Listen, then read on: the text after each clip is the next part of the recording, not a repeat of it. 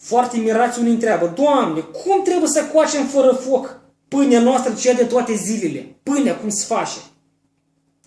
Lăsați Îngerul lui Dumnezeu să prepare pâinea voastră. Umeziți mai întâi grâul vostru ca îngerul apei să intre în el. Apoi lăsați-l la aer ca îngerul aerului să-l îmbrățișeze. De asemenea, lăsați-l apoi de dimineață până seara expus la razele soarelui, pentru ca îngerul soarelui să coboare în el.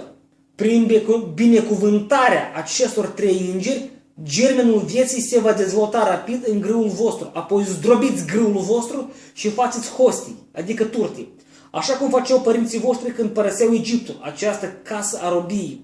Puneți-vă la razele soarelui de la răsărit până în momentul când este deasupra voastră pe cer și întoarceți-le pe partea cealaltă pentru ca îngerul soarelui să îmbrățișeze și cealaltă față și lăsați-le până la pusul soarelui.